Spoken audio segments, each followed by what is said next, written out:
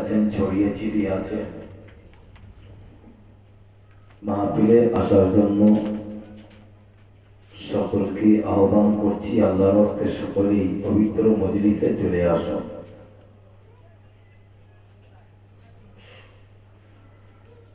আলহামদুলিল্লাহ নাহমাদুহু ওয়া নাস্তাঈনুহু ওয়া নাস্তাগফিরুহু ওয়া নু'মিনু বিহি ওয়া নাতাওয়াক্কালু আলাইহি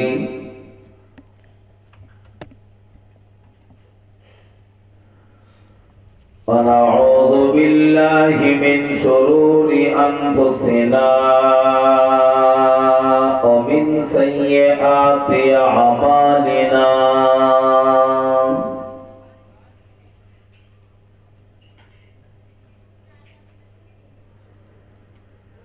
من يهده الله فلا مضل له ومن يضلله فلا هادي له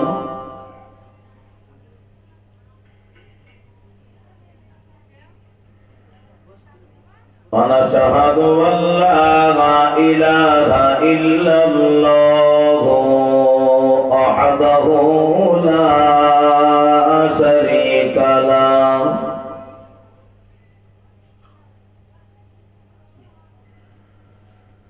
ونشهد أن سيدنا ونبينا وحبيبنا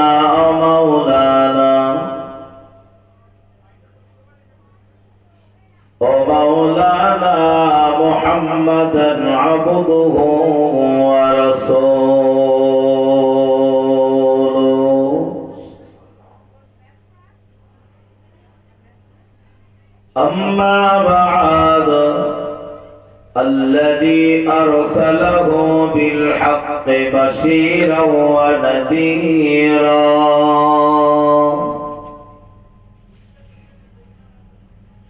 وداعيا إلى الله بإذنه وسراجا منيرا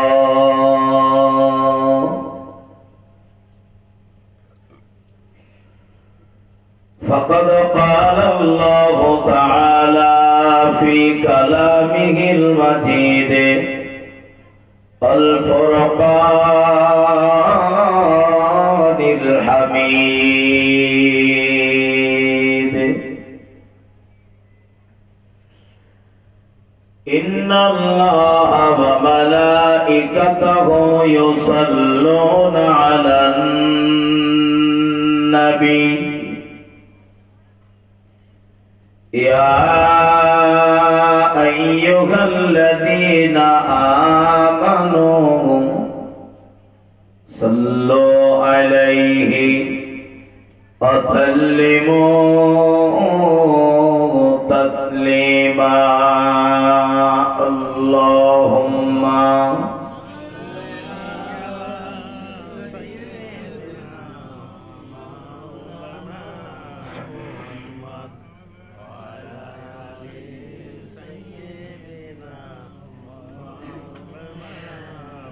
مشرق حب محمد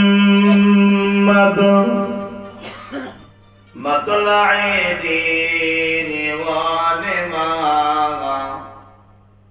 مطلع خورشید عشق سینه سو جانما اللهم صل على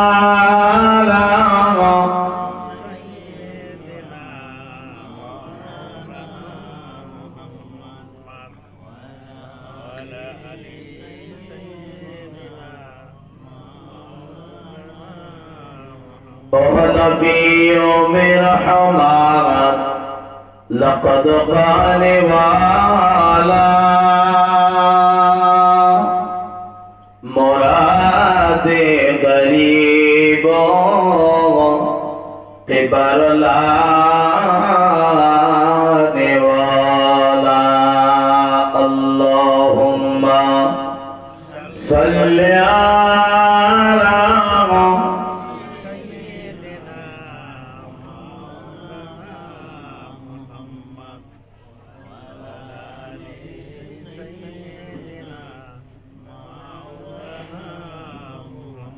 نحمده ونصلي على رسوله الكريم أما بعد فقد قال الله تعالى في كلامه المجيد الفرقان الحميد أعوذ بالله من الشيطان الرجيم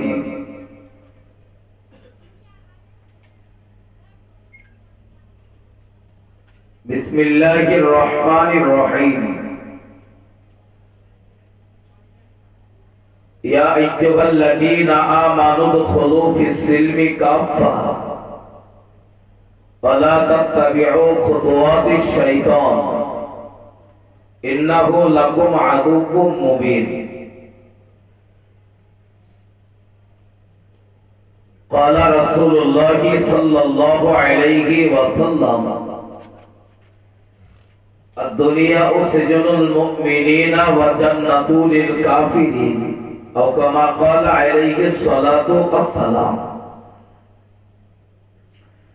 সম্মানিত জনাব সভাপতি সাহেব, সম্মানিত উলামায়ে কিরাম, সমাবেত ধর্ম পিপাসু দিনদার ইমানদার ভাই ও বাবাজিরা, পর্দার অন্তরালে বসে থাকা মায়েরা ও বোনেরা,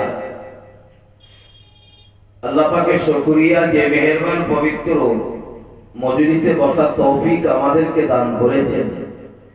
মহব্বতের সাথে বলুন আলহামদুলিল্লাহ। সাথে সাথে নবী পাকের পবিত্র রওজা মোবারকে লক্ষ কোটি দরুদ ও সালাম জানাই।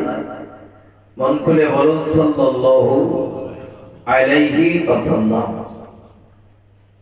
মাহফিলের শুরু থেকে এই সময় পর্যন্ত হামদ ও নাতের বাদ উলামাদের কাছে অনেক গুরুত্বপূর্ণ ওয়াজ ও নসিহত আপনারা শুনেছেন। বিশেষ করে ইতিপূর্বে ফুরফুরা শরীফে দালাবিল কেবলা রহমাতুল্লাহ আলাইহি তার প্রধানতম প্রাণপ্রিয় খলিফা বসিরহাটের আল্লামায়ে বাঙ্গাল আল্লামা রুহুল আমিন রহমাতুল্লাহ আলাইহি হুজুরদের মর্তবা মর্যাদা মূল্যায়ন করতে বেশ কিছু মূল্যবান তথ্য শ্রবণ করেছেন। পাশাপাশি স্বল্প সময়ে দুটি কথা আলোচনার নিয়াতে বসেছি। আল্লাহ তৌফিক দিলে কিছু বলার চেষ্টা করছি, বাকি আল্লাহ পাকের মোবারক করছি। এখন তো দেখতে দেখতে প্রায় রাত 10টা বাজতে চলেছে। এত সুন্দর সাজানো গোছানো মজলিস, কিন্তু পরিবেশটা এমন কেন তো বুঝতে পারছি না।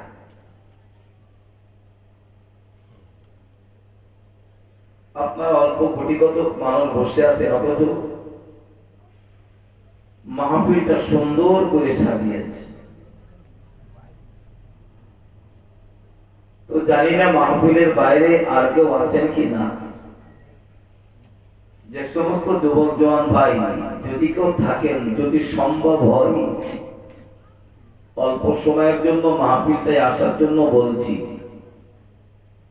আল্লাহর রাস্তায় সকলেই চলে আসুন। তো আপনারা যারা বসেছেন, যদি আপনারাও এক এক করে সবাই চলে যান, তাহলে বক্তে বাবা একা মানে আমার কাঁধে জল তুলে দিস, মানে আমার নামার টাইম দিয়ে হবে, তাই না? জল যখন কাঁধে উঠেছে, নাঙল টানার পালা আমার। শ্রোতা থেকলো কি থেকলো না ওটা দেখারও নয়। তো আল্লাহ আমাদের উভয়কে একটু ধৈর্য ধরার তৌফিক দেন। মন মানসিকতা কাল স্থির করে রাখুন, বলুন আল্লাহুম্মা আমিন। পর কথা বলছি,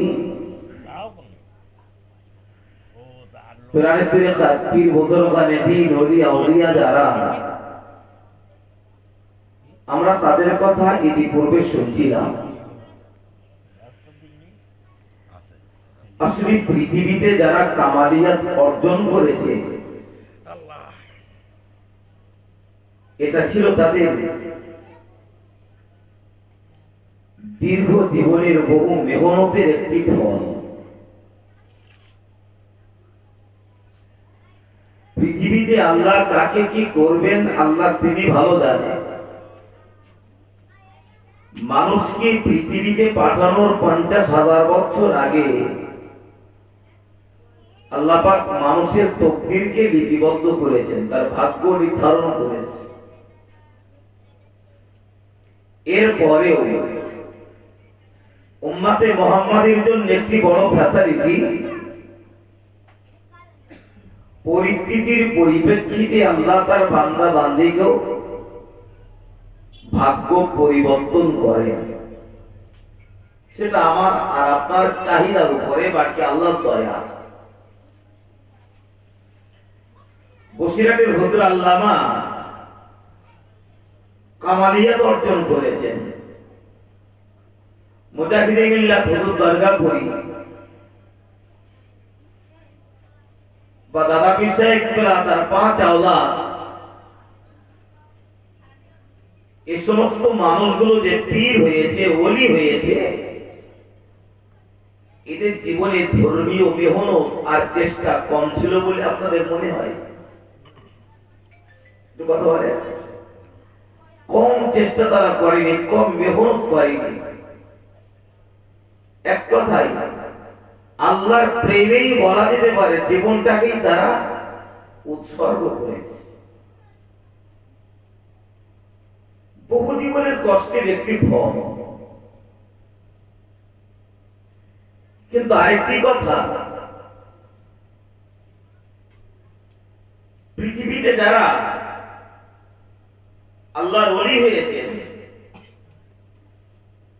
হুজুর দরগাপুরি বলেছে, যাদের ভিতরে সুন্নাতের খেলাফ পাওয়া যায় পশ্চিমকালে তারা আল্লাহর ওলি হতে পারে না।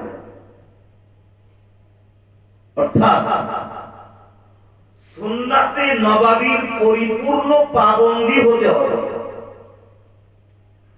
কোরআনের বিধান পরিপূর্ণ তোমাকে মেনে চলে কঠোরতার সহিত জীবনকে তোমাকে পরিচালনা করতে হবে। তোমার চেষ্টা, তারপরে বাকি আল্লাহর দয়া। আল্লাহ যদি চাই তোমাকে কামালিয়াত দান করবেন, আল্লাহ যদি আবার চাই তোমার মতো কামালিয়াত দেওয়া মানুষকেও পথভ্রষ্ট বানিয়ে দেবেন। ঘটে না? পৃথিবীতে বহু পীর ওলি যাদের জীবনের পথভ্রষ্ট ঘটে গিয়েছে।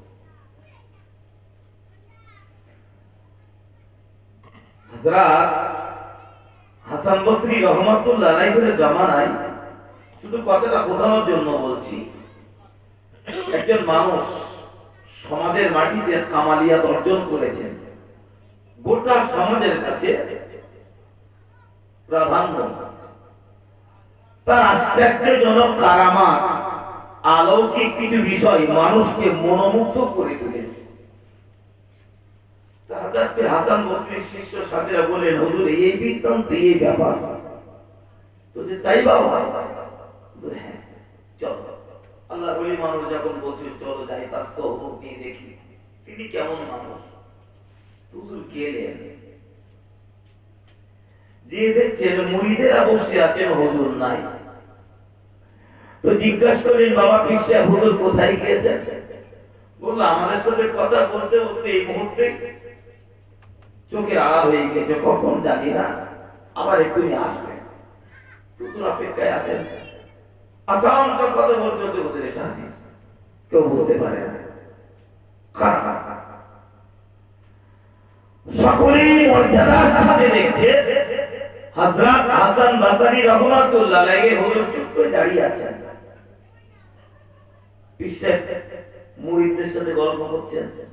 গল্প করতে করতে করতে করতে করতে করতে হঠাৎ করে মুখের থুতু ফেলেছে পশ্চিম দিকে, মানে আমরা যেদিকে করে নামাজ পড়ি কাবার দিকে, টেবলার দিকে। যেই না পীর সাহেব কাবার দিকে মুখ করে থুতু ফেললে, হযরত হাসান বসরির সঙ্গী সাথী যারা ছিল বলছে, বাবা শিগগিরই কাঁদতে পড়ো, চলো চলো, ইনি কখনো পীর হতে পারে না, ওলি হতে পারে না। সমাজে এসেছে মানুষকে ধোঁকা দিতে, টাকা দিতে, মানুষের ঈমান লুণ্ঠন করতে। যে মানুষ আল্লাহ কাবার মর্যাদা দিতে জানে না, সে কখনো আল্লাহ ওয়ালা হতে পারে না। চলো ইনি ধোঁকাবাজ। একে চন্দ্র, দুই পক্ষ, তিন নেত্র, আমরা জানি। আর একটা চোখ আছে, তো আমাদের তো চোখ আছে, সবার চোখ কি সমান বলে মনে হয়? চোখ তো সবার সমান নয়। হুজুর বললেন কাবাকে যে মর্যাদা দিতে পারে না সে কখনো পীর হতে পারে না। কাবার দিকে তো গেলা। অর্থাৎ বর্তমান সময় এমন একটা পর্যায়ে আমরা পৌঁছে গিয়েছি না, আমাদের মতো সাধারণ পাবলিক মানুষ একজন খাঁটি যোগ্য আল্লাহওয়ালা মানুষ নির্বাচন করাটাও আমাদের কাছে বড় কষ্ট হয়ে দাঁড়িয়ে যাচ্ছে। যে প্রকৃত পক্ষে কার সোহবত লাভ করলে আল্লাহ পাওয়ার সঠিক রাস্তা আমরা ধরতে পারব। আমরা যে দিকের মানুষ, এটা যেন আমাদের পক্ষে অনেকটা কষ্টকর, কিন্তু আমাদের কাছ থেকে যারা বিদায় নিয়েছেন তাদের রেখে যাওয়া ইতিহাসগুলো যদি একটু ফলো করি, তাদের রেখে যাওয়া আদর্শগুলোকে যদি একটু অনুসরণ করি, মনে হয় আমাদের পক্ষে আল্লাহ পাওয়ার অনেকটা সহজ একটা জায়গা তৈরি হবে, সহজ রাস্তা পাওয়া যাবে আল্লাহকে পাওয়া। হুজুর আল্লাহ আমাদের বলতেন, বাবা মৃত ব্যক্তিদের মাজার, বিশেষ করে আল্লাহওয়ালা আল্লাহর ওলিদের মাজার যখন তোমরা জিয়ারত করবে, তাদের পায়ের ধারে দাঁড়াবে বা বসবে। আল্লাহর মৃত ব্যক্তি যারা আমাদের কাছ থেকে বিদায় নিয়েছেন, আল্লাহর ওলি, তাদের রুহানি ভয়েস পায়ের দিক থেকে নিক্ষেপ হয়, তোমার পায়ের দিকে দাঁড়িয়ে। তো আমি যখন একটা ভালো মানুষ নির্বাচন করতে পারছি না, আমার জন্য সহজ উপায়, মানুষকে না সহজ রাস্তা হুজুর আল্লামা দেখিয়ে গিয়েছেন। দেখুন তা কিছু করতে হবে না, হুজুর আল্লামা লিখে গিয়েছেন কালেমাতুল কুফর বলে একটি বই, অনেকের ঘরে আছে। আপনি যদি বলেন কে ভালো আর কে খারাপ, আমি মানুষ নির্বাচন করব, কাউকে জিজ্ঞাসা করার দরকার নাই।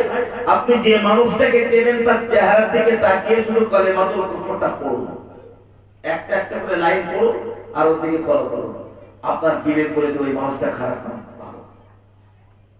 মানুষ চেনা সহজ উপায় কালেমাতুল কুফর নামক কিতাবটি আমরা পড়তে পারি না। পীর হওয়ার জন্য, ওলি হওয়ার জন্য, আল্লাহ প্রেমিক হওয়ার জন্য অধিক আমল আর ইবাদতের প্রয়োজন নাই। সহজ উপায় হলো পরিপূর্ণ সুন্নাত নববীর উপরে একটা অটল থাকা। রাসূলের কোন সুন্নাত যেন আমার দ্বারা খেলাফ না হয়, সুন্নাতের পাবন্দী হওয়া, আল্লাহ পাকের কোরআনের আইনগুলো পরিপূর্ণ মেনে নেওয়া, সময় মতো আউয়াল ওয়াক্তে 5 ওয়াক্ত নামাজ জামাত আদায় করা, মিথ্যা বলবো না, হারাম খাবো না, মানুষকে বিনা কারণে আঘাত করবো না, কষ্ট দিব না, মিথ্যা খাবো না, মিথ্যা বলবো না, হারাম খাবো না, বিনা প্রয়োজনে মানুষকে কষ্ট দিব না, সময় মতো নামাজ আদায় করব, বছরের একটা মাস রমজান আদায় করব, সৎভাবে চলাফেরা করব, মানুষের কাছে হেরে পথ পাবো। প্রকৃত মানুষ হওয়ার আল্লাহর কাছে এই হলো সহজ উপায়। মানুষ হওয়ার জন্য গোটা রাত ধরে ধরে আমলের দরকার নাই। রাসূল বলেছেন, আল্লাহকে আমার উম্মতের জন্য এত বড় ফ্যাসিলিটি আমার আল্লাহ দিয়েছেন, খালেস অন্তরে যদি আল্লাহকে একবার ডাকা যায়, ডাকটা যেন ডাকের মতো হয়। খালেস অন্তরে যদি আল্লাহকে একবার ডাকা যায়, জিবরাইল 1000 বছর ইবাদত করে আল্লাহকে যত খুশি করেছে, আমার উম্মতি খালেস অন্তরে আল্লাহকে একবার ডাকলে জিবরাইলের 1000 বছরের ইবাদতের তুলনায় উম্মতে মুহাম্মাদীর একটা ডাক আল্লাহর কাছে বেশি প্রিয় হয়ে যায়। সারা জায়গাতে প্রয়োজন নাই, তুমি আল্লাহকে একবার ডাকো, তাই প্রকৃত মানুষ তৈরি হবে। মানুষ তৈরি হোক, মানুষ তোমাকে ঠাট্টা করুক, মানুষ তোমাকে বোকা ভাবুক, বোবা বলো, অজ্ঞ বলো, তোমাকে পাগল বলো, তুমি হেরে পড়বো না। তোমার জন্য বিচার করার তো একজন আছেন। পৃথিবীতে সবকিছু তুমি করতে যেও না, একটু এর পথে আমার আপত্তি কোথায়? আপত্তি কোথায়? আজকে আমি একজন সাধারণ মানুষ, কোরআন বলেছে হে ঈমানওয়ালারা, ইয়া আইয়ুহাল্লাযীনা আমানু, ও ঈমানদারেরা, ও বিশ্বাসী বান্দা বান্দীরা, আমানুত্তাকুল্লাহ, আল্লাহকে ভয় করো, আল্লাহকে ভয় করো, ভয় করার মতো। এখন আমি যদি আপনাকে জিজ্ঞাসা করি, আপনি যদি আমাকে জিজ্ঞাসা করেন, সবাই আমরা বলবো আমরা আল্লাহকে আমরা ভয় করি, বলবো না? বলবো না? কথা বলেন। আমরা যখন সমস্ত মুসলিম সমাজ বলবো আল্লাহকে অবশ্যই আমরা ভয় করি, এই কথাটাকে আপনি সমীক্ষা করুন। আমি তাহলে আপনাকে বা জিজ্ঞাসা করবো, আল্লাহ মানব দেহের একটি সৌন্দর্য দিয়েছে মাথার চুল, তাহলে আমরা সবাই যখন আল্লাহকে ভয় করি, প্রথম প্রশ্ন, আপনি আল্লাহকে ভয় করেছেন, ভাই নামাজ পড়েন না কেন? আপনি আল্লাহকে ভয় করেছেন, আপনি মিথ্যা কথা বলেন কেন? আপনি তো আল্লাহকে ভয় করেছেন। এই জবান আপনাকে আল্লাহ বলার সহযোগিতা করেছে।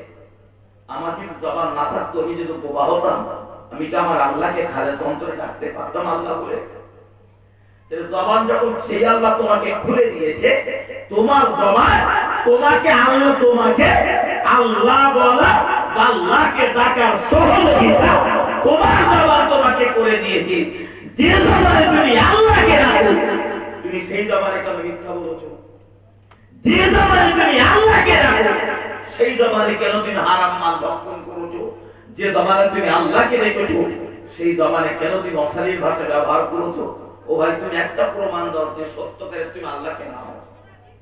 তুমি একটা প্রমাণ দাও যে সত্যকারে তুমি আল্লাহকে ভয় করেছো। একটা প্রমাণ দাও। আমরা প্রমাণ করতে পারবো না। এই যে আমরা আল্লাহকে মানি বা বিশ্বাস করি, ভয় করি, এগুলো সব মৌখিক, আন্তরিক নয়।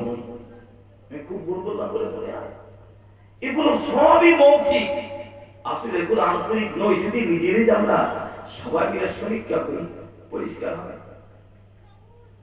কোরআন শরীফ আমার আল্লাহ বলেছেন, উদখুলু ফিস-সিলমি কাফা ইয়া আইয়ুহাল্লাযীনা আমানু, ও আমার ঈমানদার বান্দা বান্দীরা, ও বিশ্বাসী বান্দা বান্দীরা, আমি আল্লাহ তোমাদেরকে জানিয়ে দিলাম, আমানু উদখুলু ফিস-সিলমি কাফা, তোমরা পরিপূর্ণভাবে সিলমের ভিতরে ঢোকো, প্রবেশ করো। আমি আল্লাহ আমার ইসলামের ভিতরে তোমরা পরিপূর্ণভাবে ঢুকে যাও। কোরআন আমাকে বলেছে ইসলামের ভিতরে তোমাকে পরিপূর্ণ আসতে হবে। যদি তুমি নিজেকে আল্লাহ বানাতে চাও, যদি তুমি নিজেকে একজন ধার্মিক তৈরি করিতে চাও, যদি তুমি নিজেকে একজন আল্লাহর ওলি বানাতে চাও, এটাও যদি তোমার মনের আকাঙ্ক্ষা থাকে, তাহলে তোমার এক পা জেলে আর এক পা থাকবে জেলে। এটা তো কখনো সম্ভব তোমার জন্য নয়।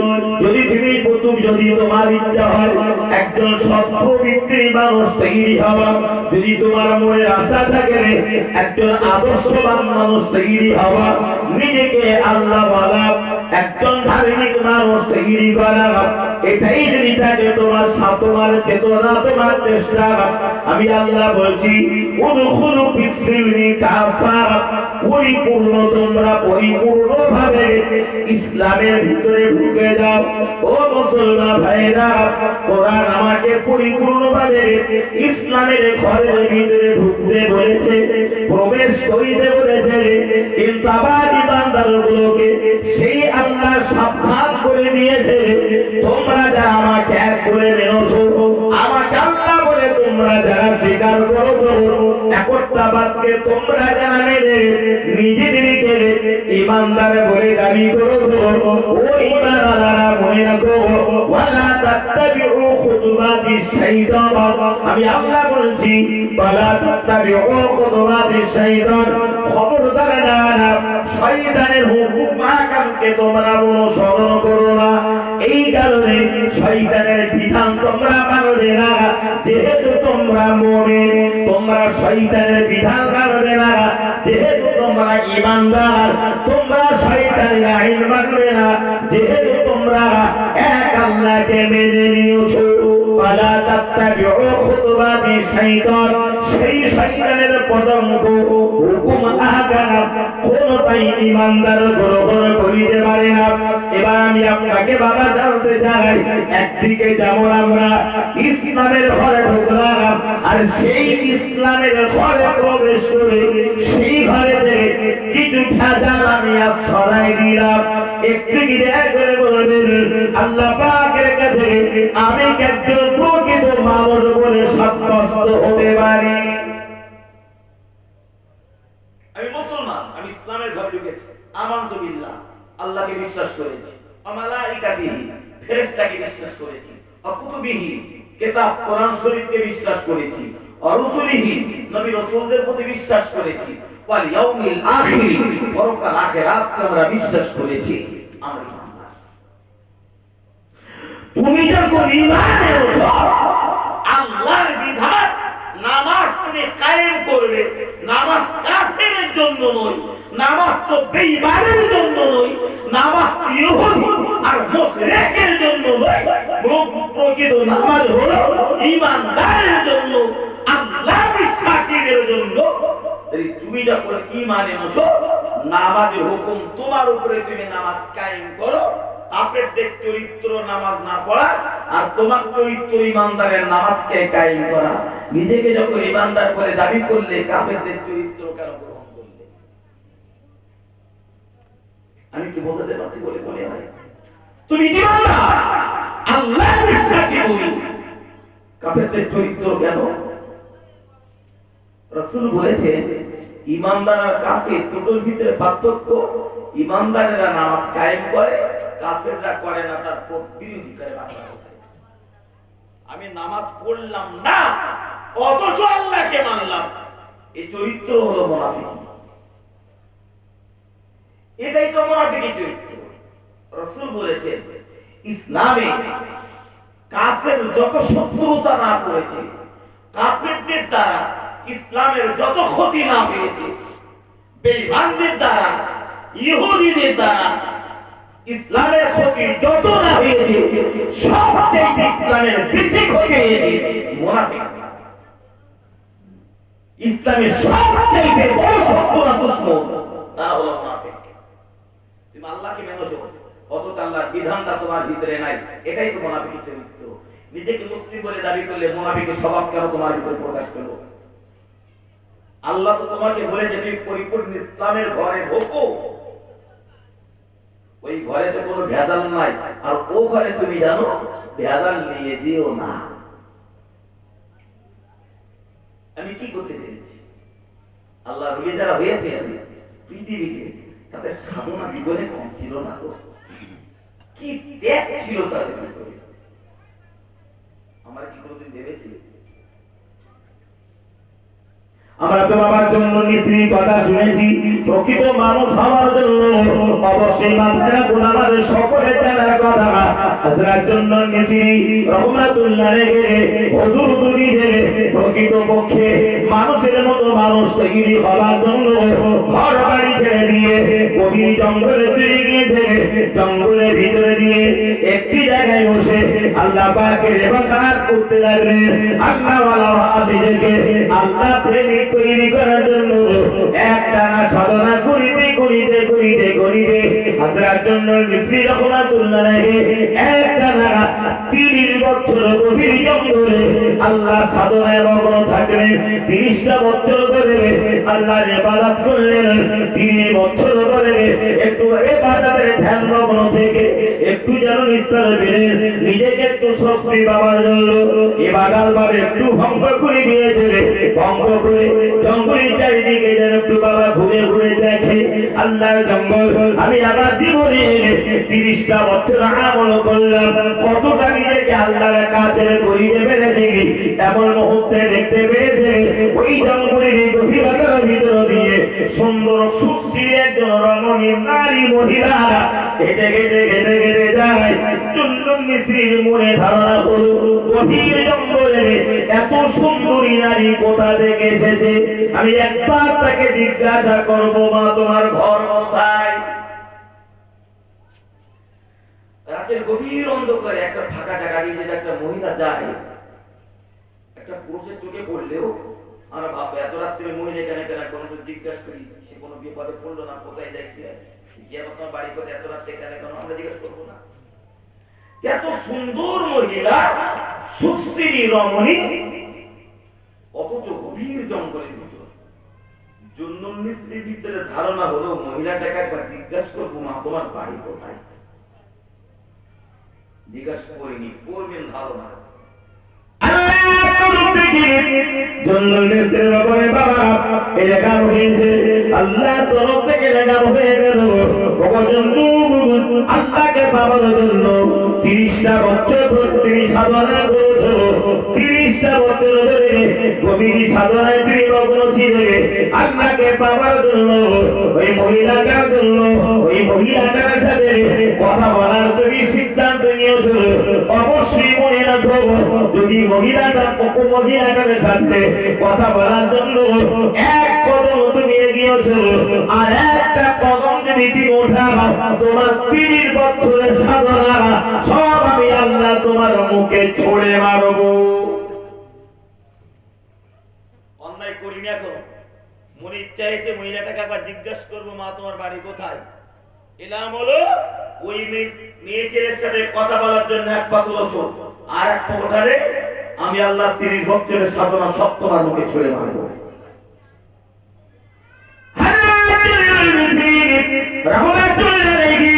সাথে সাথে বাবা নিজের পা টেনে নিয়েছে, পাকে রেখে রেখে বলছে, বাবা এই বাবার বাবা পাপের কাজ আমাকে কেন তুই আগে নিয়ে গেলি?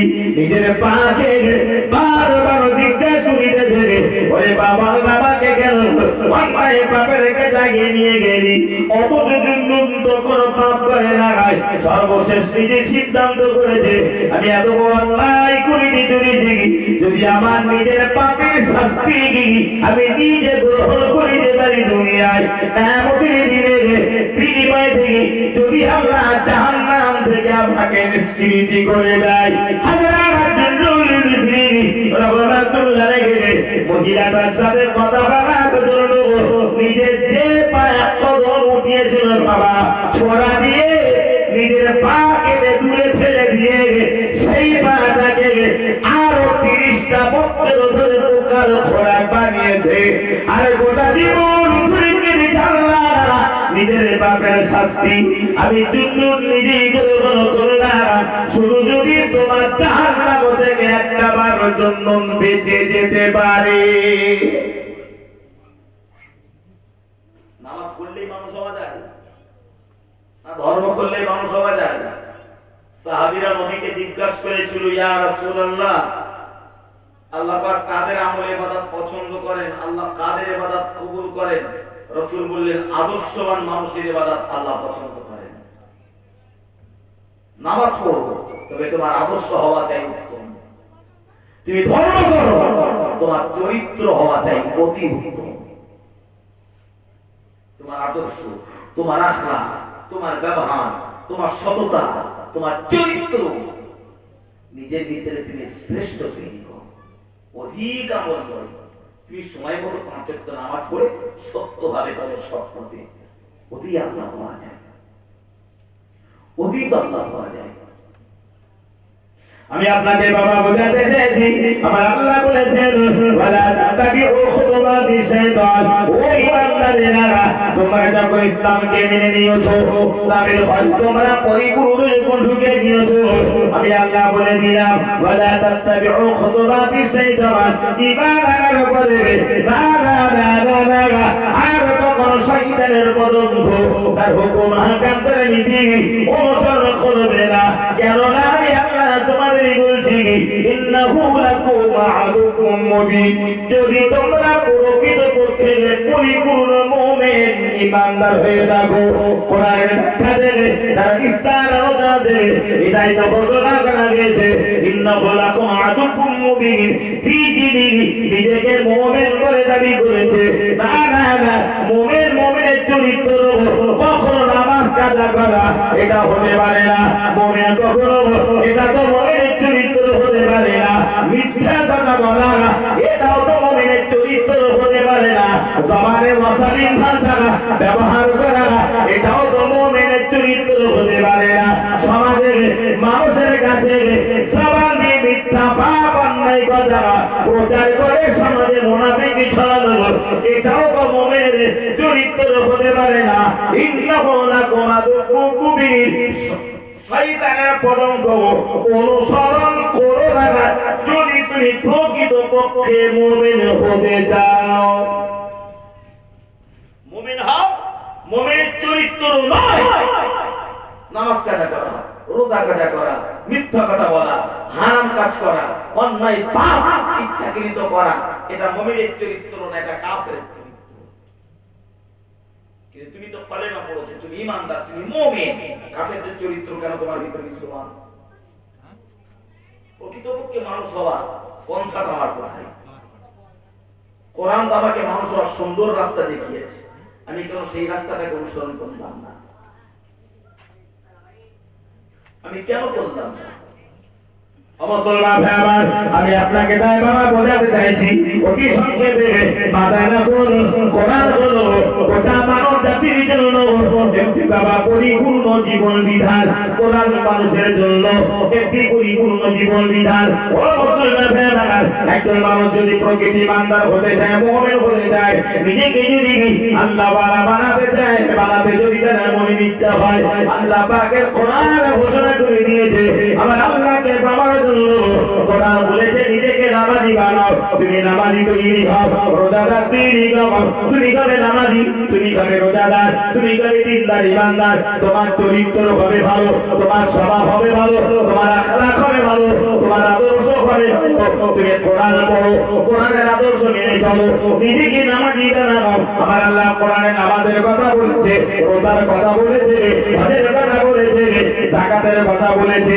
সততার কথা বলেছে পবিত্রতার কথা বলেছে উত্তম আখলাক আর চরিত্রের কথা বলেছে ও মুসলমান ভাই আমার আল্লাহ বলেছে বান্দা বান্দি বলে না তো যাহাদি তুমি নিজেকে জাহান্নামে না বানাতে পারো নামাজের দ্বারা আমার জান্নাতের রাস্তা তোমাকে দেখিয়েছি রোজার দ্বারা জান্নাতের রাস্তা দেখিয়েছি তোমার পবিত্রতার দ্বারা আমি আল্লাহ জান্নাতের রাস্তা দেখিয়েছি তোমার আদর্শের দ্বারা আমার জান্নাতের রাস্তা সেটাও আমি আল্লাহ দেখিয়েছি তোমার উত্তম চরিত্রের দ্বারা তোমার জান্নাতের রাস্তা সেটাও আমি আল্লাহ দেখিয়েছি অথচ দেখা গেল কোরআন আমাকে নামাজের কথা রোজার কথা হজের কথা যাকাতের কথা পবিত্রতা আর চরিত্রের কথা সব আল্লাহ কোরআন আমাকে ঘোষণা করেছে বাবা অথচ এর পরে দেখতে পাওয়া গেল আমি নামাজ পড়লাম না আমি রোজা করলাম না আমি আদর্শবান হতে পারলাম না নিজেকে চরিত্র বানান উত্তম আখলাকের মানুষের বাবা তৈরি করিতে পারলাম না ইচ্ছা মতো যখন জীবন যাপন করেছি আল্লাহ কোরআনে ঘোষণা করেছে আমি তোমাকে নামাজের কথা বলেছি আমি আল্লাহ তোমাকে রোজার কথা বলেছি আমি আল্লাহ নিজেই তোমার এক কথা নাই অত যাকাতের কথা সমর্থন থাকবে ওটা আমি আল্লাহ বললাম আমার বিধান তোমার কাছে মনোনীত হলো না মনোভূত হলো না মনোপছন্দ হলো না আমি আল্লাহর বিধানকে ছেড়ে দিয়ে তুমি তোমার জীবন পরিচালনা করিতেছ ইচ্ছা মনে তুমি যখন জীবন পরিচালনা করো আর তোমার ইচ্ছাই তোমার জীবন পরিচালনা করা এটাই যদি তোমার কাছে মনোনীত হয় যদি তোমার কাছে মনোভূত হয় যদি তোমার কাছে মনোপছন্দ হয় আমি আল্লাহ তোমাদের জন্য ঘোষণা করে দিলাম ইমানুমা আশিত ও বাংলা বান্দি তোমরা যা ইচ্ছা তাই করো যেটাই তোমার মনে ভালো লাগে সেটাই তোমরা করো ইমানুমা আশিত চাইলে আমাকে দেখো আল্লাহ বলে না হয় তুমি না দেখো তোমার যদি মন চাই তুমি ধর্ম করো মন চাইলে তুমি না হয় তুমি না ধর্ম করো যা ইচ্ছা তাই করো অবাধ স্বাধীনতা আমি আল্লাহ তোমাকে দিলাম আমার নামাজ রোজা হজ যাকাত ইবাদত আমল আরাধনা উত্তম আখলাক চরিত্র সততা সদ্ব্যবহার কোরআনের বিধিবিধান আইন কানুন কোনটাই যখন তুমি বাস্তবে রূপ না দিতে পেরে তুমি ইচ্ছা মতোই তোমার জীবন চালাচ্ছ। ধর্ম কতটাও খামখেয়ালি মতো, খামখেয়ালি। সারা সপ্তাহ নামাজ পড়ো না, শুক্রবার জুমার নামাজ পড়ো। সারা মাস রোজা করো না, 27 রোজা আদায় করো। এরকম মানুষ আছে না? নাই? কত মানুষ আছে সারা মাস রোজা নেয়, 27 রমজান ওইটা আদায় করতে হবে। সারা বছর ধরে আল্লাহর সাথে কোনো সম্পর্ক নাই, সবে বারাতের রাতে আল্লাহর কাছে হাত দিয়ে কান্নাকাটি করে, ওই রাতে দোয়া কবুল হয় আশা বেঁধে। ঠিক বলছি না ভুল বলছি?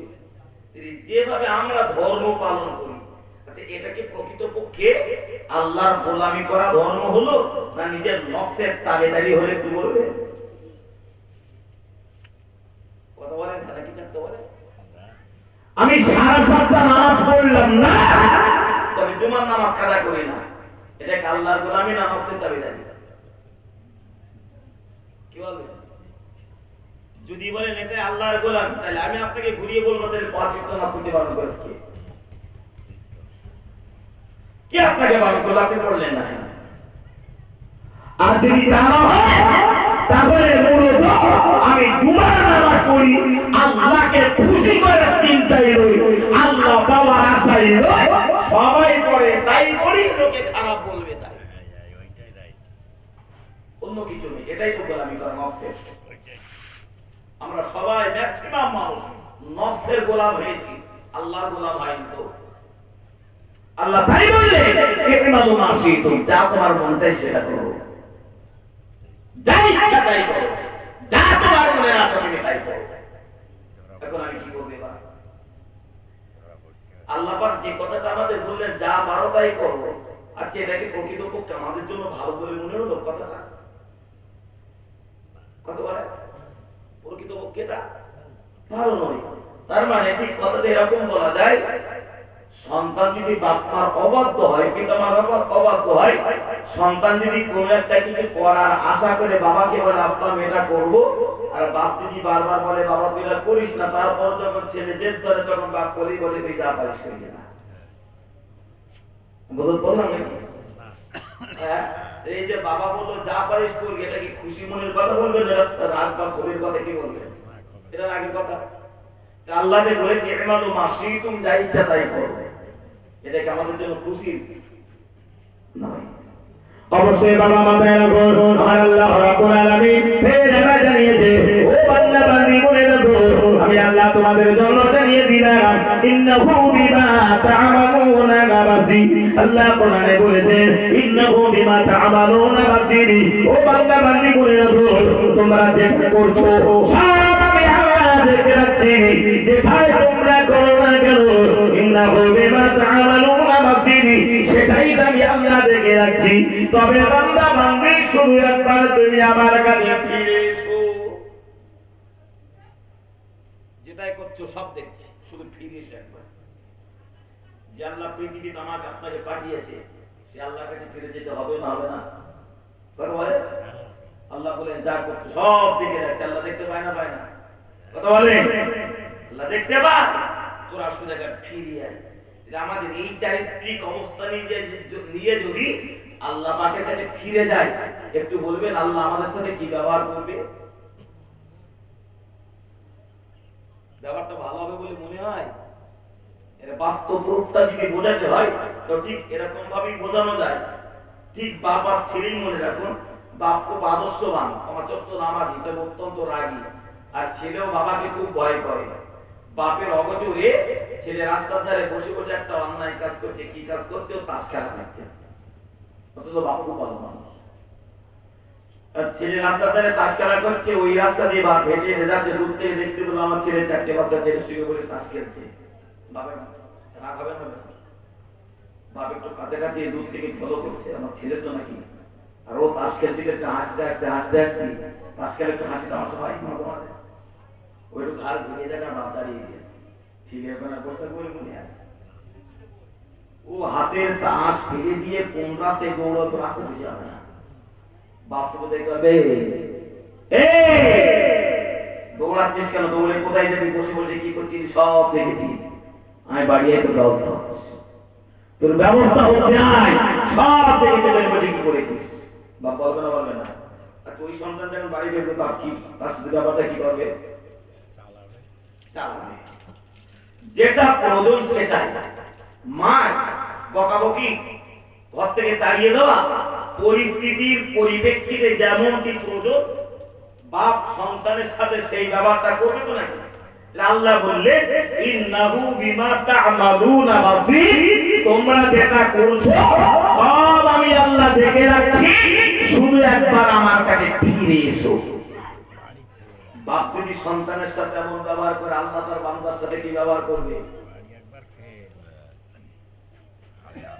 আমার কথাগুলো বলা হচ্ছে বলে মনে হয়, বুঝতে কষ্ট হচ্ছে কিনা, রাগ করছেন?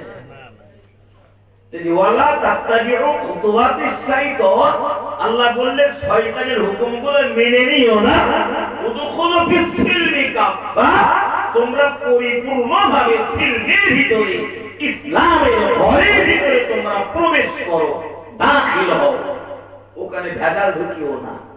যতটুকু জীবনে পেরেছো খাঁটি ভাবে আদায় করো, আল্লাহ পাওয়ার চিন্তায়। পৃথিবীতে আমরা সবাই অনেক কিছু করেছি, মিথ্যা কথা বলা, গালিগালাজ করা, হারাম কাজ করা, নানান। আমরা কেউ আল্লাহর কাছে নিষ্পাপী নই, তাই না? আমরা কেউ নিষ্পাপী নই। আচ্ছা, আমি আপনাদের কাছে একটা কথা বলছি, দেখুন তো, ধরি নেন আজকের এই মিলাদ মাহফিল থেকে, এই মজলিস থেকে একটা কঠোর প্রতিজ্ঞা করে দেন, 1 সপ্তাহের জন্য প্রতিজ্ঞা করছে আল্লাহ, একটা সপ্তাহ প্রমাণ করার জন্য একক তো নামাজ কাজা করবো না, জামাতে নামাজ পড়বো 5 বার, আর এই 1 সপ্তাহের ভিতরে একটা মিথ্যা কথা বলবো না, মানুষকে একটা গালি দেবো না, কারোর মাল আমি হরণ করবো না, কাউকে ফাঁকি দেবো না। এক কথায় প্রকৃত মানুষ হওয়ার জন্য যে রাস্তা ধরতে হয়, যে পন্থা অবলম্বন করতে হয়, 1 সপ্তাহ জেদ করবো। দেখেন দিন 1 সপ্তাহে আপনার পরিবর্তনটা কিছু ঘটে কিনা? 1 সপ্তাহ যদি করি, আমার বাড়ি ঘর টাকা পয়সা জমি জায়গা ব্যবসা বাণিজ্য সব ক্ষতি যাবে বলে মনে হয় নাকি? হ্যাঁ, ক্ষতি কিছু হবে না। আল্লাহ চাইলে আরো উন্নতির জায়গায় যাবে তো নাকি? যাবে তো নাকি? আল্লাহ চাইলে উন্নতির জায়গায় যাবে। মানুষ তো লাভে লড়াই, বিনা লাভে কেউ তুলবাই না। নিজেরা এইভাবে যেন ক্ষতি করছি, নিজেদের কি বলবেন? আমি জানি একটা ছুরি দিয়ে হাত কাটলে আমার হাত কেটে যাবে, আর যদি না কাটি কাটবে না। জেনে বুঝে কেন আমি কেন পোস্তা চালালাম? আমি জানি অন্যায় করলে তার সাজা আল্লাহর তরফ থেকে আমাকে পেতে হবে। আমার অপরাধের সাজা আমার ছেলে পাবে না, আমার অপরাধের সাজা মেয়ে পাবে না, বিবি পাবে না, বাপ আর মা কেউ পাবে না। আমার পাপের সাজা আমাকে পেতে হবে, যখন কেউ যখন আমার পাপের ভাগিদার হবে না। নিজে নিজে হাত কেটে রক্ত বার করে জ্বালা যন্ত্রণা কেন সহ্য করে আল্লাহর কাছে অপরাধী হব? কেউ যখন আমার ভাগিদার হলো না, খামাকা কেন আল্লাহর কাছে আসামি হতে চলেছে, একটু বলবেন? আল্লাহ গোনা ক্ষমা করেন।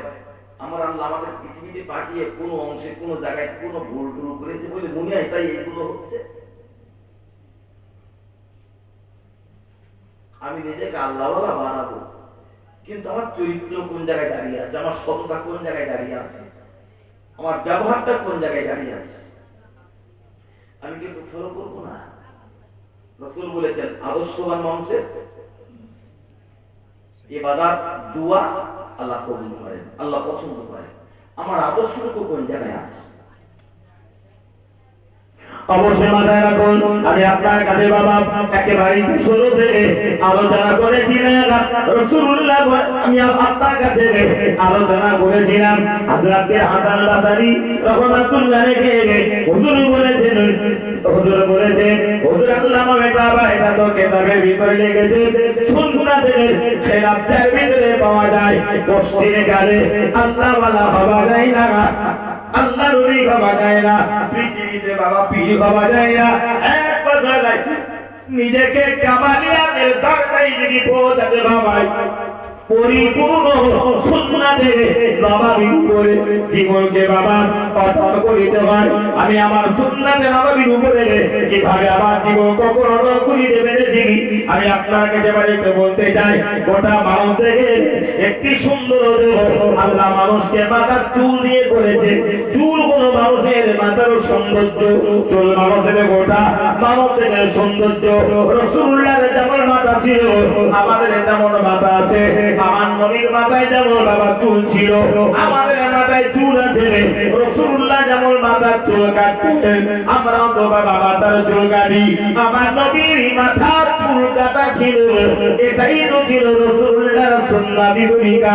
নবী যে তরিকায় চুল কাটতেন নবী সাহাবীরা রাসূলুল্লাহ তরিকায় মাথার বাবা চুল কাটতেন। ওয়ালা তাত্তাবিউ খুতুওয়াতিশ শাইতান, আল্লাহ শয়তানের পদাঙ্ক অনুসরণ করিতে আল্লাহ নিষেধ করে দিয়েছে। একটি কিনা করে বলবেন প্রত্যেক এলাকাতে আমরা বসবাস করিতেছি, আমাদের ঘরের যুবক জওয়ান ছেলে যারা আছে ইয়ং জেনারেশন বাবা যারা আছে 2021 মডেল বলি 2020 মডেল বলি দুই একটা বার আমরা সঠিকটা করি বাবা। একটি কিনা করে বলবেন বর্তমান যুগে এই মুহূর্তে টোটাল এলাকাতে সুন্নাতি তরিকায় চুল কাটা ছেলে কথা পাওয়া যায়। নবী তো আমাদের নেতা, নবী তো আমাদের ইমাম, না ভুল বলছি? নবী যেভাবে চুল কাটতেন নবীর চুল কাটা অনুসরণ করেছিলেন নবী সাহাবীরা সুন্নাতি তরিকায়। গ্রামটার নাম হলো খড়মপুর, আবাদ খড়মপুর। এখন এই আবাদ খড়মপুরে যে কটা ছেলে আছে যুবক জওয়ান ভাই সুন্নাতি তরিকায় মাথার চুল কেটে করা পাওয়া যাবে?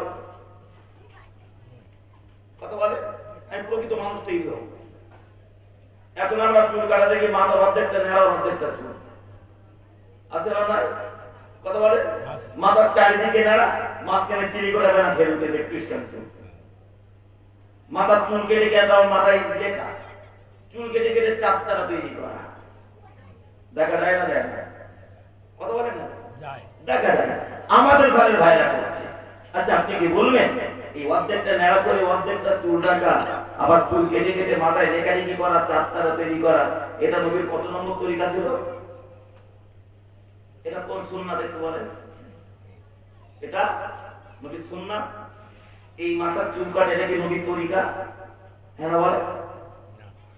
তাহলে এটা যদি নবীদের তরিকা না হয় সাহাবীদের তরিকা যদি না হয় আমাদের পীর মাশায়েখ যারা তাদেরও যদি তরিকা না হয় এই তরিকাটা কার?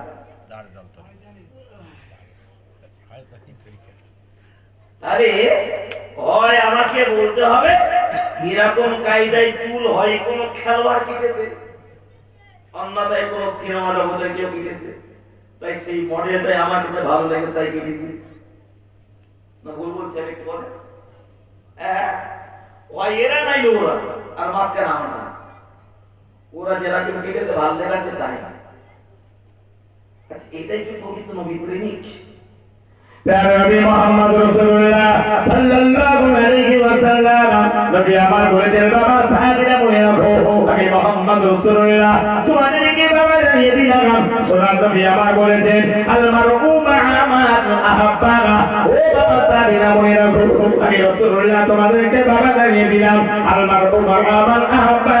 পৃথিবীতে যে যার মডেলকে অনুসরণ করেছে, পৃথিবীতে যে যার তরিকা গ্রহণ করেছে, যে যার মডেলকে অনুসরণ করেছে কিয়ামতের কঠিন দিনে তার সাথে তো বাবা তারা হাসর হবে।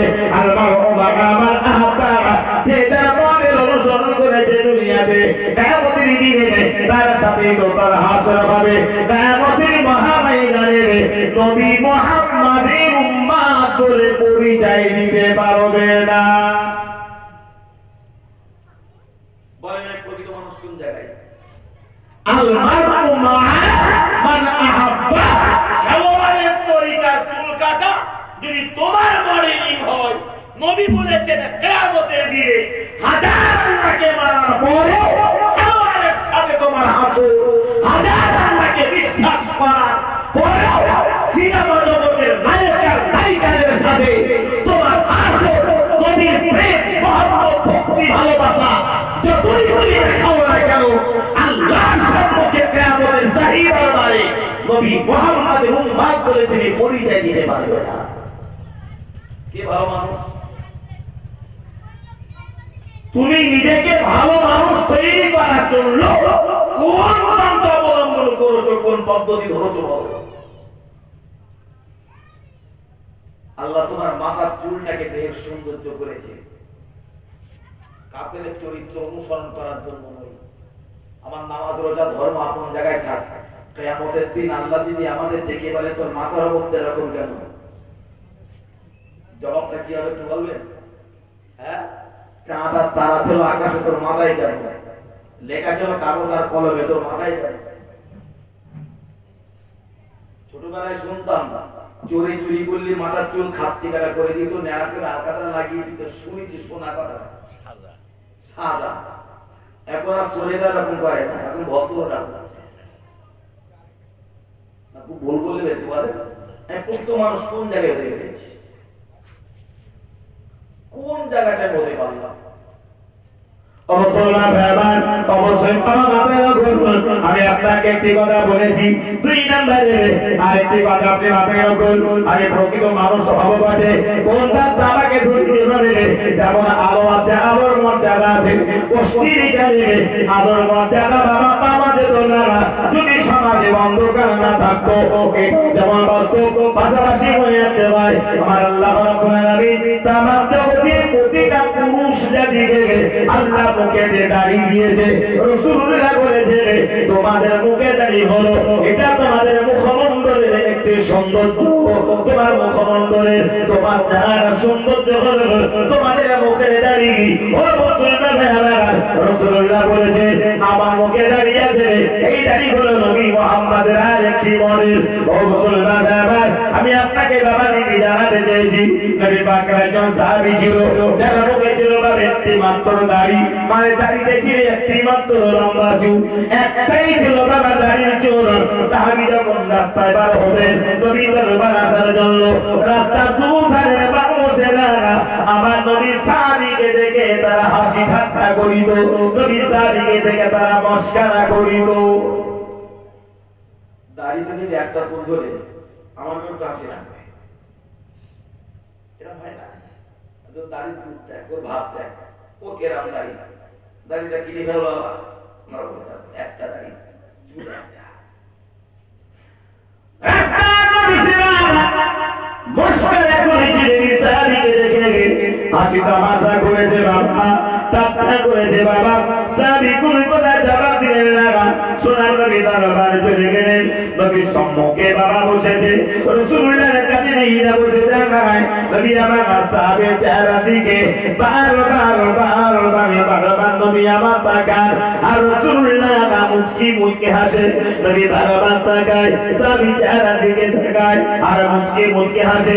সাহাবীর মনের ভিতরে কি একটা ভাবনা তৈরি, আরে আমার আল্লাহ আমাকে একটা মাত্র দাড়ি চুল দিয়েছে, আমার দেখে তো করেন নাই, রাস্তার মানুষ যেমন আমাকে দেখে হাসে, সোনার নবী দরবার আসি আমার নবী আমাকে দেখে হাসে। মনে মনে বড় কষ্ট পেয়েছে সাহাবী রাসূলের সেবা খেদমত করে আস্তে আস্তে বাড়িতে চলে গেলেন। চলে গিয়েছে। আচ্ছা, কাফেরদের হাসি আর আমার নবীর হাসি, দুটো হাসির তো পার্থক্য হবে না? হবে না? কাফেররা কেন হাসে, আমার রাসূল কেন হাসে? এর কি আভ্যন্তরীণ বিষয় আছে না? রে কথা বলে আচ্ছা, বাড়িতে গিয়ে নবী সাহাবী আর নবী আমার ঘর থেকে আমার নবী দরবার আসার জন্য রওনা হবে। জায়গাতে মানুষ আমাকে লজ্জায় না করতে পারে, মানুষ জায়গাতে আমাকে দেখে হাসি না করতে পারে, ঠাট্টা না করিতে পারে, আমাকে দেখে যাতে মানুষে মস্করা না করিতে পারে, এমন চিন্তা ভাবনা করে নবী সাহাবী নিজের দাড়িটা বাবা কেটে দিয়েছে। আমার মুখে যদি দাড়িটা দেখে রাস্তার মানুষের হাসি ঠাট্টা করবে না, আর নমস্কার করবে না, এমন চিন্তায় নিজে দাড়ি চুল বাবা কেটে দিয়েছে।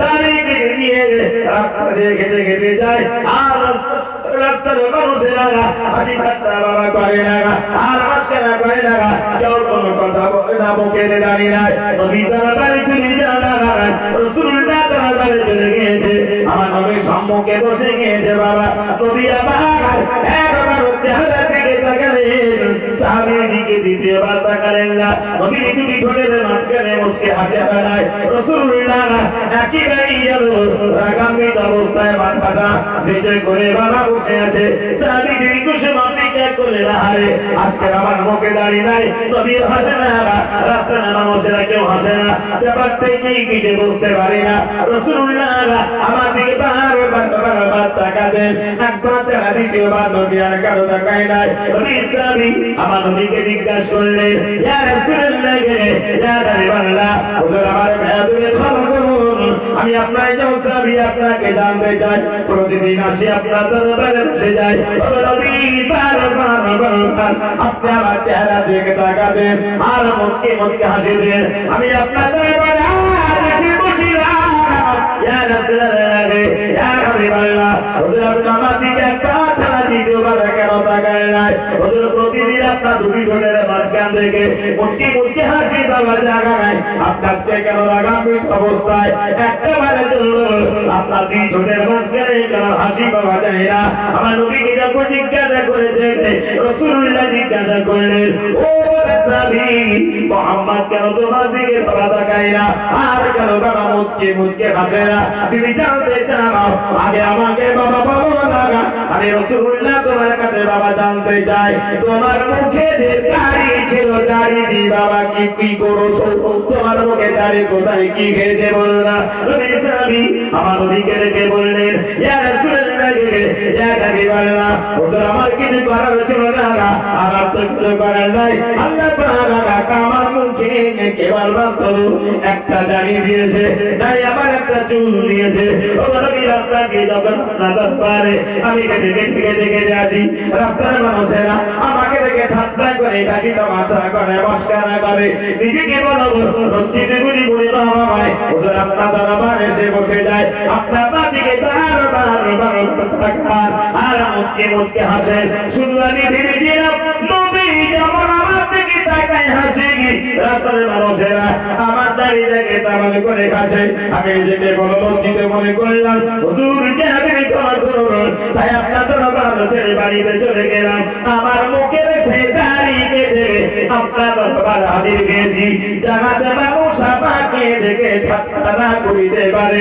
মস্করা না করিতে পারে ইয়া রাসূলুল্লাহ হুজুর আপনি আমাকে বলেন আমার দিকে কেন ফিরে তাকায় না যদি আমার বলে ও বাবা সাহাবী মনে রাখো তোমার মুখের দাড়ি দেখে দেশের মানুষেরা বাবা ঠাট্টা করেছে তোমার মুখে দাড়ি দেখে দেশের মানুষেরা বাবা মস্করা করেছে দেশের মানুষেরা তোমার মুখে দাড়ি দেখে হাসি তামাশা করেছে তোমার মুখের দাড়ির মর্যাদা দুনিয়ার মানুষের কাছে না থাকতে পারে তোমার মুখের সম্মান দুনিয়ার মানুষের কাছে বাবা না হতে পারে তুমি জানো না বাবা জানো না তোমার মুখের ওই দাড়ির কত মর্যাদা ছিল আমার আল্লাহ পাকের দরবারে জোরে বলুন আর কোন মহব্বত করে বলুন সুবহানাল্লাহ ও বাবা সাহাবী প্রতিদিন তুমি আমার দরবারে বসতে আমি মুহাম্মদ রাসূলুল্লাহ বারবার তোমার চেহারা দিকে তোমার দিকে তাকাতাম মুচকি মুচকি বাবা হাসতাম জানো না বাবা তুমি জানো না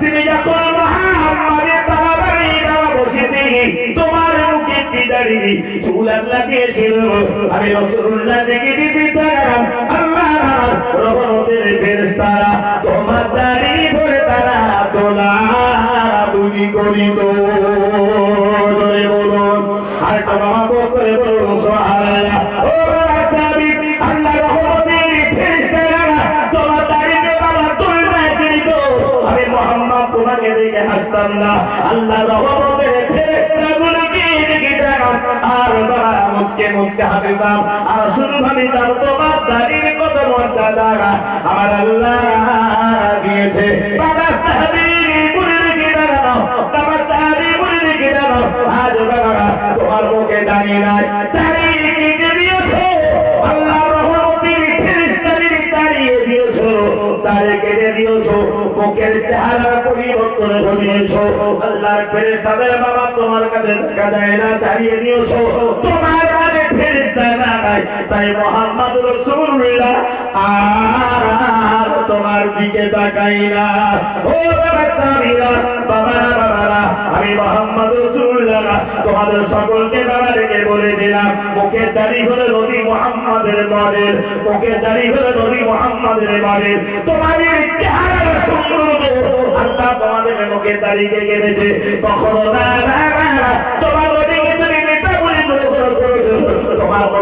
তোমার নবীকে তুমি তোমরা কি নাম বলে করছো তোমার নবীর আদর্শের অনুসরণ করো তোমার নবীর সততার অনুসরণ করো তোমার নবীর ব্যবহারের অনুসরণ করো তোমার নবীর ব্যবহার তোমার নবীর চরিত্রের অনুসরণ করো নবী কিভাবে খেয়েছে নবী কিভাবে বলেছে নবী কেমন ভাবে রেখেছে নবী কেমন ভাবে মানুষের সাথে কথাবার্তা বলেছে রাসূলুল্লাহ মানুষের সাথে কেমন ভাবে আচার আচরণ করেছে আমার নবী কেমন ভাবে মুখে ধরে রেখেছে কেন নবীর মডেল তোমরা তোমাদের জীবনে বাস্তবায়িত করতে পারলে না আমি মুহাম্মদ রাসূলুল্লাহ বাবা সাহাবী তোমাদেরকে বলে দিলাম মুখের দাড়ি বাবা তোমরা যারা কেটে দিয়েছো উপরে নবীর প্রেম নবীর মহব্বত নবীর ভালোবাসা দেখিয়েছো আমার মুখের দাড়ি বাবা কেটে দিয়েছো আমি মুহাম্মদ রাসূলুল্লাহ বলে দিলাম মুখের দাড়ি তোমরা যারা কেটেছো তোমরা দাড়ি কাটো নাই তোমরা নবী মুহাম্মাদের কলিজারা কেটেছো নবীর প্রেম দেখিয়েছো তোমার নবীর কলিজা কেটে নবীর মহব্বত দেখিয়েছো তোমার নবীর জান কেটে নবীর প্রেম মহব্বত তোমার ভিতরে জয়টা করে দেবে না তোমার চেহারা সৌন্দর্যকে নষ্ট করো না তোমার নবী মুহাম্মদ রাসূলুল্লাহ কলিজারা কেটো না নিজেকে প্রকৃত মানুষ বানাতে চাও নবীর আদর্শ কোথায় রাসূল বললেন মুখে দাড়ি কাটা মুহাম্মাদের কলিজা কাটা আমি যদি ঘুরিয়ে বলি আমাদের ব্যবহার হলো মুনাফিকি ব্যবহার আমরা কষ্ট পাই উপরে প্রেম মহব্বত ভালোবাসা ভিতরটা কি অবস্থা হলো কেন এই দাড়িটা আমার আল্লাহ আমাকে দিয়েছে আমি কিসের স্বার্থে মুখে দাড়ি কাটলাম আমি তার ফায়দা কি আছে কি লাভ আছে মুখে দাড়ি রাখলে আমার গিন্নি আমার উপর অসন্তুষ্ট নেই তো গিন্নি অসন্তুষ্ট হয়ে যদি আল্লাহ সন্তুষ্ট হয় এটা ভালো না গিন্নিকে সন্তুষ্ট করতে যে আল্লাহ হারিয়ে দেয় সেটা ভালো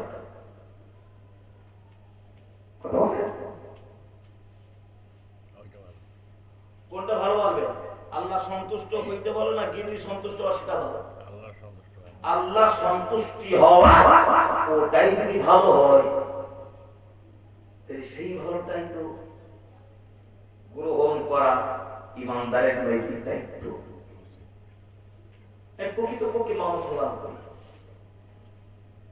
আল্লাহ আমার মুখে দাড়ি দিয়েছে মুখের সৌন্দর্য বৃদ্ধি করেছে আমার দাড়ি দিয়ে আমি সৌন্দর্য নষ্ট করে দুনিয়ার মডেলিং করলাম আমার ফায়দা রেখে একবার বলবে আমি যখনই দেখা করব আমি আমার লাভ দেখে আমার লাভটা কোথায় আমি আজকের এই খোলাপথর থেকে মিলাদ করতে এসেছি আমার একটা লাভ আছে আমার গাড়ি ভাড়া দিয়ে আমার নজরাল হিসেবে 10 টাকা থাকবে 10 টাকা থাকবে আমার লাভ আছে আমি 10 টাকা পাবো আপনি মুখে দাঁড়িয়ে কাটেছেন আপনার লাভটা দেখান আপনি নামাজ কাজা করেছেন আপনার লাভটা দেখান আপনি ইচ্ছা মতো ধর্ম পালন করেন নফসের তাবিদের করে আপনার লাভ দেখান আমি ধর্ম করবো লাভে বিনা লাভে নয় লাভ কোথায় টোটাল মানব সমাজের জীবন টোটাল ব্যতিক্রম অল্প কিছু ছাড়া সব আমাদের মাইনাসে চলছে সব মাইনাসে চলছে শুধু মরার অপেক্ষা মরবো আর যন্ত্রণা শুরু কোন হুজুর কাজে আসবে না কোন হুজুর কাজে আসবে না কোন পীর কাজে আসবে না কেউ আসবে না কবরে আমি আর আমি সিদ্ধান্ত হবে কবরের শান্তি আর শাস্তি সিদ্ধান্ত হবে আমার কাজের উপরে আমার কর্মটা কেমন ছিল যে যাই বলুক না কেন ফামান ইয়ামাল মিসকাল যাররাতিন খায়রান ইয়ারাহু ওয়া মান ইয়ামাল মিসকাল যাররাতিন সাজাইয়া আমার কর্মের উপরে সিদ্ধান্ত। এবারে আমার কর্ম যদি ভালো হয়, ব্যবহার যদি ভালো হয়, চরিত্র যদি ভালো হয়, রাসূল বলেছেন ওরকম একজন আদর্শবান মানুষের জন্য দোয়া চাইলে আল্লাহ কবুল করেন। সুবহানাল্লাহ।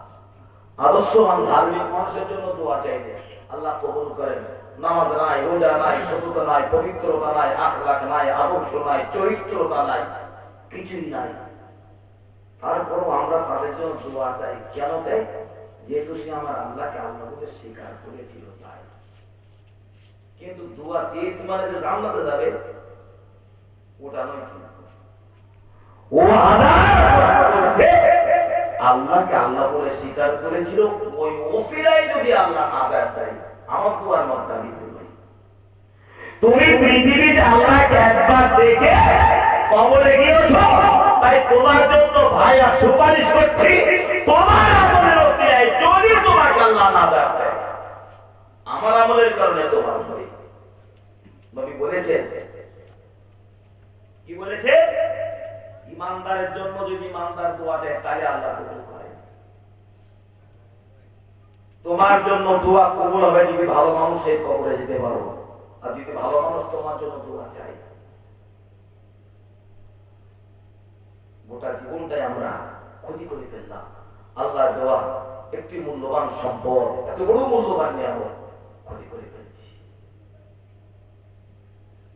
বালিশে মাথা দিয়ে এখান থেকে বাড়ি দিয়ে বালিশে মাথা দিয়ে চোখটা বন্ধ করে একটু সমীক্ষা করুন। আমার পাশে ছেলে আছে, মেয়ে আছে, বিবি আছে, আমার বাপ আছে, মা আছে, আমার নাতি পোতা আছে। আমি যখন মরে যাবো তখন আর বাসায় কেনা কেনা থাকবে একবার দেখে নেই। কেনা কেনা থাকবে একটু বলেন? হ্যাঁ, কেউ আমার বাপ থাকবে না, মা থাকবে না, ভাই বোন থাকবে না, ছেলে মেয়ে থাকবে না, বিবি থাকবে না, আরো তারা ভেজাল পার করতে পারলে পাশে তাড়াতাড়ি কবর দেয়। ভুল বলছি আমি কথা বলে? যাদের এত আদর যত্ন করলাম, এত মহব্বত করলাম, তারাই আমাকে বুকে মাটি দিয়ে চাপা দেবে। এরা যখন আমার সঙ্গে থাকবে না, আমার সঙ্গে তো থাকবে একটা কিছু, সেটা কি? আমার মেয়ে আমল। সবার সাথে সম্পর্ক রাখলাম, আমলের সাথে সম্পর্ক নেই কেন? যে আমার বন্ধু। আপনি দুনিয়াতে তো কত মানুষের সাথে বন্ধুত্ব করেছেন, আমরা সবাই করেছি। বন্ধু নেই? বন্ধু ডেকে বলেন, দেখে বন্ধু আপনার কে? প্রীতির বন্ধু। বন্ধু আমি যখন কবরে যাবো তুমি আমাকে তোমার সঙ্গে যাই, একলা বলে থাকতে পারবো না, যাবে? হ্যাঁ বন্ধু, আমার কঠিন অবস্থা খারাপ, ডাক্তার বলে অপারেশন করবে, তাই আমি একা যন্ত্রণা সহ্য করবো, আমাদের একসাথে তো থাকি, তুমি আমার পাশে শুয়েও তোমার পেটটা কাটবে, থাকবো বলে মনে হয়? এই কিসের বন্ধু তোমার? পৃথিবীতে বেঁচে থাকতে গেলে বন্ধুত্ব করতে হয়, মানুষের সাথে সম্পর্ক করতে হয়, এটাও তো নবী বলেছেন। কিন্তু এমন একটা মানুষের সাথে তুমি সম্পর্ক করো, নবী বলেছেন এমন একটা মানুষের সাথে তুমি বন্ধুত্ব করো, যার সাথে বন্ধুত্ব আর সম্পর্ক তৈরি করলে আল্লাহ পাওয়া তোমার জন্য সহজ হয়। এটা নয় যার সাথে বন্ধুত্ব করেছো সে আল্লাহ বলা, নবী বলা, হাজার হোক সে মুসলমান, হাজার হোক সে আল্লাহ বিশ্বাসী মানুষের সাথে বন্ধুত্ব করা লাগে। রাসূল বলেছেন তার চরিত্র দেখো, তার ব্যবহার দেখো, তার আদর্শ দেখো, তার নেক আমল দেখো, বন্ধু করার উপযুক্ত কিনা। উড়ে এলো চিল, জুড়ে নিয়েছে বিল, নবী বলেছেন ওতে বিশ্বাসী নই। তুমি যাকে বন্ধু বলে মাত্র তার চরিত্র দিকে ফলো করো, তাহলে তুই ক্ষতিগ্রস্ত হবে। বন্ধু স্বভাব চরিত্র তোমার ভিতরে ঢুকবে, তুমি নিজেকে জাহান্নামে তৈরি করবে। বন্ধু হও, মানুষ বুঝে বন্ধু বানাও। দরুদ আল্লাহুম্মা সাল্লি আলা সাইয়্যিদিনা মাওলানা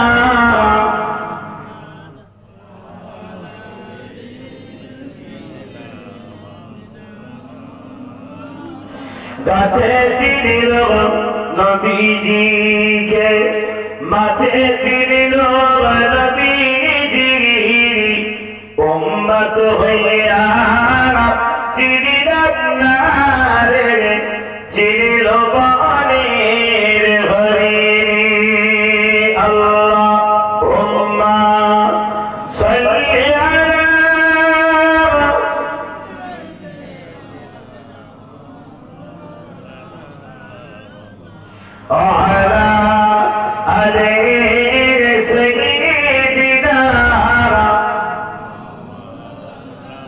ভাইরা আলোচনা আমি আর বাড়াতে চাইছি টুকটুক করে যে কটা কথা বলেছি শুধুমাত্র এই দীর্ঘ সময়ের আলোচনার ভিতরে মূল লক্ষ্য করে একটাই, আমি প্রকৃত মানুষ হতে পেরেছি কিনা, প্রকৃত মানুষ হওয়ার পদ্ধতি কি। আমি শুরুতেই সেটা বলে পেরেছি, প্রকৃত যদি আমাকে মানুষ হতে হয়, মানুষের মতো মানুষ, তুমি এমন একটা মানুষের সোহবত লাভ করো যার সাথে আল্লাহ পাকের কি বলা যায় প্রেম মহব্বত আর ভালোবাসা আকর্ষণ আছে, তুমি তার সাথে সম্পর্ক করো, বন্ধুত্ব করো, ওই ছোঁয়াটা যেন তোমার ভিতরে আসে।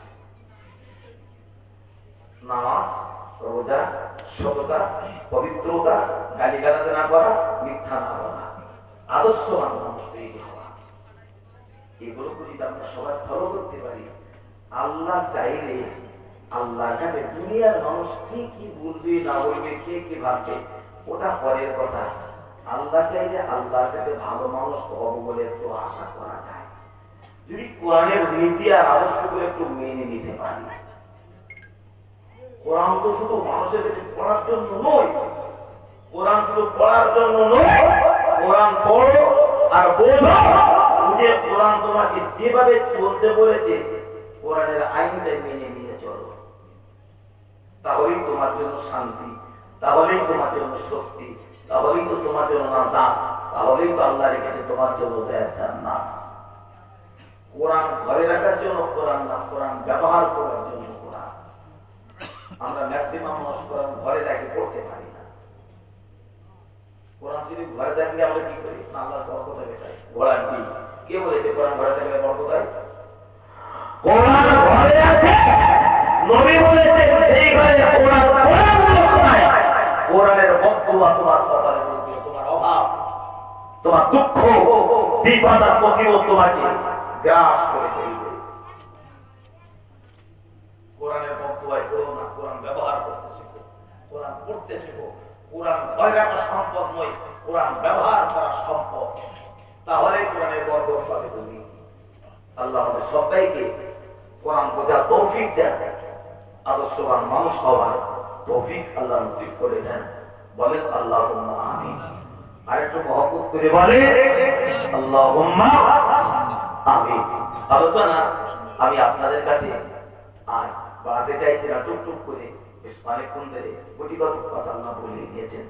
আল্লাহ আমাদের মানস সম্মতিটা ছোট্ট একটি কথা আপনাদের কাছে একটু প্রকাশ করি। আমাদের গোলাপতা পার্শ্বস্থ রাজাপুর গ্রাম, যেখানে গোড়াতলা বলে একটা জায়গা আছে, একটা মেলা হতো 110 বছর ধরে। হাওয়া বিশ্বের নামে মেলাটা হয়েছে, 110 বছরের একটা ঐতিহাসিক মেলা, বিরাট মেলা। আল্লাহ শুকরিয়া, আমরা সেই ঐতিহাসিক মেলাটা বন্ধ করে দিয়ে সেখানে একটা মাদ্রাসা তৈরি করেছি, আল্লাহ করিয়ে নিয়েছেন। মাদ্রাসাটা আমি একটা রাখাল, গোটা বাংলার মাটিতে ওয়াজ করে, প্রত্যেকটা স্টেজে মাহফিলে দিয়ে ওয়াজ করে শুধু মানুষকে বলেছি, ভাই এই বিদ্যা, এই ব্যাপার, দুটো পয়সা দেন, দুটো পয়সা দেন। বাংলার জনগণ পয়সা দিয়েছে, বাংলার জনগণ আমার মতো ছোট্ট ছেলে মানুষের হাতে যা 2-1 টাকা দিয়েছে, তাতে কিছু কম বেশি প্রায় 1 কোটি টাকা খরচ করে একটা ছোটখাটো বিল্ডিং করেছি। 1 কোটি টাকা খরচ করে একটা বিল্ডিং বানিয়ে প্রতিষ্ঠানটা আবাসিক দিয়েছে, মেয়েদের মাদ্রাসা। 4 বছর রানিং, মাঝখানে 2 বছর তাদের লকডাউন। এই মাসখানে আগে ফের আবার একটা ছাদ দিয়েছি, আল্লাহ দিয়ে দিয়েছে। 200-র মতো বাচ্চা পড়াশোনা করছে, প্রায় 70-72টা বাচ্চা বাপ মারা অসহায়। এই আপনাদের মতো মানুষের দেওয়া দুটো দানের পয়সাই তারাও কোরআন করছেন, আলেমা তৈরি হচ্ছেন। তো মাদ্রাসাটির নাম পীর আব্বাস আলী রহমাতুল্লাহ আলাইহির স্মৃতির যে বন্যাসা মাদ্রাসাতুল বানাত। মাদ্রাসার বাৎসরিক হিসেবে সব ফাল্গুন মাসের 11 তারিখ আর 12 তারিখ প্রতিষ্ঠানের একজন রাখাল হিসাবে আপনাদেরকে দাওয়াত করছি। আল্লাহর রাস্তায় সবাই যাবেন, চোখে দেখবেন, মনে প্রাণে ভালো লাগলে দুটো টাকা দেবেন, এই দাবি আপনাদের কাছে জানিয়ে নাতি দীর্ঘ বক্তব্য এখানে ইতি করছি। ওয়া আখিরু দানা আলহামদুলিল্লাহি রাব্বিল আলামিন ওয়া মা আলাইনা ইল্লাল বালাগ। আসসালামু আলাইকুম ওয়া রাহমাতুল্লাহ।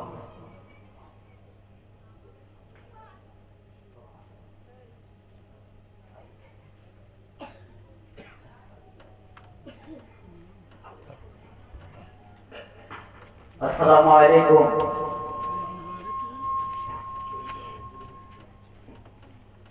যারা রাস্তাঘাটে ঘোরাঘুরি করছেন, রাত অনেক হয়ে গিয়েছে, বাড়িতেও যারা বসে আছে তারা সকলে মজলিসে চলে আসুন। আর মজলিসে যে সমস্ত ভাই